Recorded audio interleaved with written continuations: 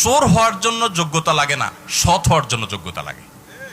সৎ হওয়ার জন্য মেরুদণ্ড শক্ত থাকতে হয়, হিম্মত থাকতে হয়, সৎসাহস থাকতে হয়। বাবাকে বলতে হয়, বাবা আমি চুরি করব না। তুমি অসন্তুষ্ট থাকতে পারো, বাবা আমি 2 নম্বর জিনিস তোমাকে খাওয়াবো না। আমাকে অন্যদের উদাহরণ দিবা না, আমাকে সৎ মানুষের উদাহরণ দাও। যুবকরা বলা যাবে না বাবাকে ইনশাআল্লাহ? বেয়াদবি করা ছাড়া সুন্দরভাবে বলা যাবে না। কিন্তু মুশকিল কি জানেন? আমার কথা শুনলে আপনার কপালে দুঃখ আছে। দুঃখ কি বলবো? দুঃখ হলো বিয়ে করার জন্য বউ পাবেন না। আরে বউ পাওয়া তো পরের কথা, নিজের মা বাপের কাছেও বিল পাবেন না। মা বাপও দেখবেন খুশি না, বলবে যে কি একটা ছেলে আমার, কি যে চাকরি করে। বলেন তো, পড়ালেন বলেন তো? হ্যাঁ, কি যে চাকরি করে, জামাটাও পাল্টাতে পারে নাই। কি যে চাকরি করে, বাড়িটাও করতে পারে নাই। কি যে চাকরি করে, কিছুই করতে পারে নাই।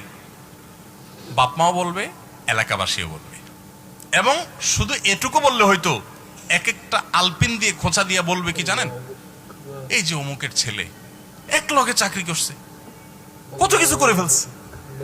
হ্যাঁ, বাড়ি 2 তলা জায়গায় 3 তলা করে ফেলছে, শহরে জমি রাখছে, দোকান রাখছে, কত কিছু করছে।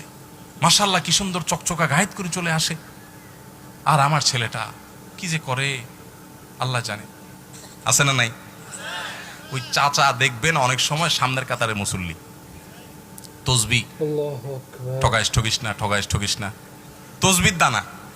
উনি হয়তো সুবহানাল্লাহ সুবহানাল্লাহ পড়ে, কিন্তু আচরণ বলতেছে সুবহানাল্লাহ না, ঠগাইস, মানুষকে ঠগাইস, নিজে ঠগিস না।